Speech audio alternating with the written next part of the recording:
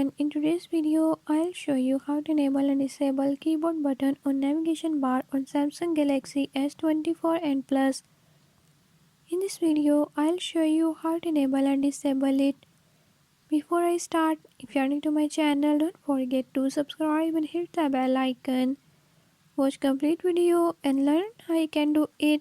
Let's watch the video.